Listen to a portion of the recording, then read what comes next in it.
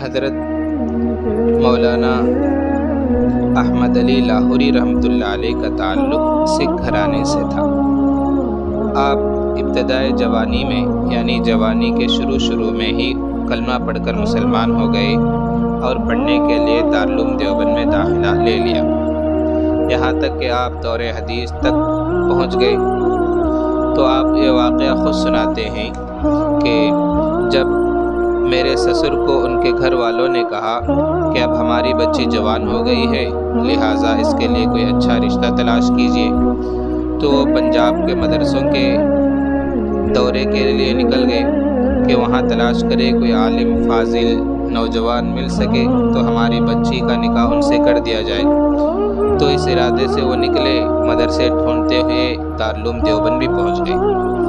جب انہوں نے دارالعلوم دیوبند کے اندر دور حدیث کے کلاس کو دیکھا تو اس میں ان کی نگاہ میرے اوپر پڑی، تو انہوں نے مجھے دیکھا۔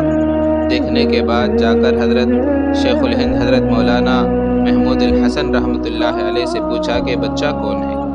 انہوں نے بتایا کہ سکھ گھرانے سے تعلق رکھتا ہے اور مسلمان ہو کر ہمارے پاس علم حاصل کرنے کے لیے آیا ہے۔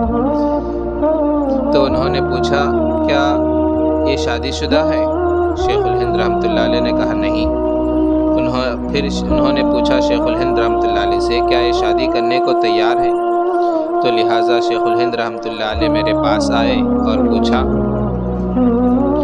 کہ کیا تم شادی کرنے کے لیے تیار ہو؟ میں نے کہا کہ حضرت میں مسلمان ہوں اور میں ابھی مسلمان ہوا اور میرا سارا خاندان کافر ہے، اب مجھ جیسے اکیلے انسان کو کون بیٹی دے گا؟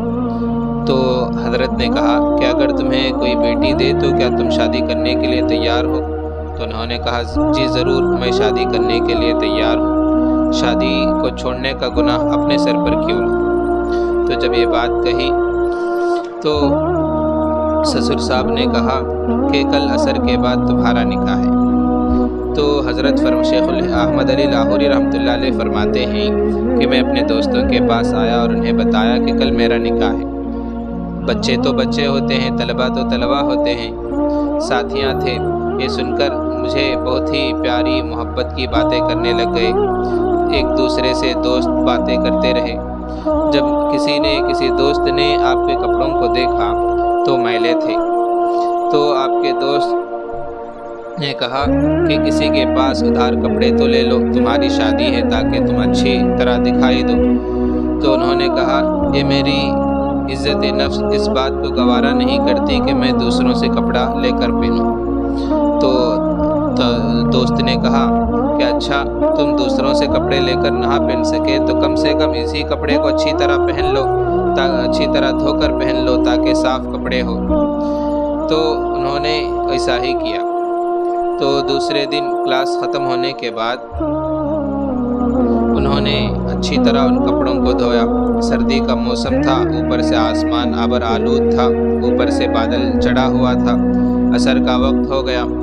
دیکھا کہ میں نے مسجد کے ایک طرف کپڑے ہوا میں لہرانے شروع کر دیے اور ساتھ ہی دعائیں بھی مانگنے شروع کر دیے کہ اللہ ان کپڑوں کو کسی بھی طرح سکھا دے، اور موسم بھی خراب کی وجہ سے کپڑے سوکھ بھی نہیں پائے، یہاں تک کہ عصر کی اذان ہو گئی۔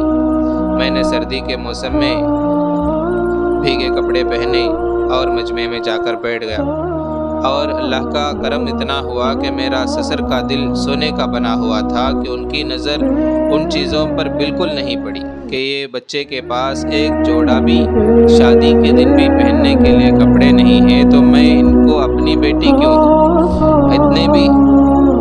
اتنا بھی انہوں نے نہیں سوچا۔ کچھ عرصے بعد ان کے لہٰذا نکاح ہوا۔ نکاح ہونے کے کچھ عرصے کے بعد رخصتی ہوئی، اور شروع کے چند دنوں میں میرے یہاں فاقے کے دن بھی گزرے، کیونکہ میں نے ابھی پڑھ کر فارغ ہوا تھا، کمائی کا کوئی ایسا سلسلہ بھی نہیں تھا کہ کبھی کھانے کو مل جاتا کبھی نہیں ملتا۔ کچھ عرصے کے بعد میری دلہن میرے گھر میں رہی، اس کے بعد وہ اپنے والدین کے گھر گئی۔ تو والدہ نے پوچھا کہ بیٹی اپنے نئے گھر کو کیسے پائے؟ فرماتے ہیں میری بیوی اتنی پاکیزہ دل، اتنی صاف دل کی تھی، نیک پاک عورت تھی کہ اس کی نظر میری دینداری پر تھی۔ چنانچہ اس نے سامنے اپنے والدہ پوچھتی ہے کہ بیٹی نیا گھر کیسا ہے؟ تو کہنے لگی اماں میں تو سمجھتی تھی کہ میں تو مر کر جنت میں جائیں گی، لیکن میں جیتی جاگتی جنت میں پہنچ گئی۔ حضرت لاہوری رحمۃ اللہ علیہ فرمایا کرتے تھے کہ میرے سسر نے مجھے اس وقت پہچان لیا تھا جب احمد علی نہیں تھا، اور آج تو احمد علی ہے۔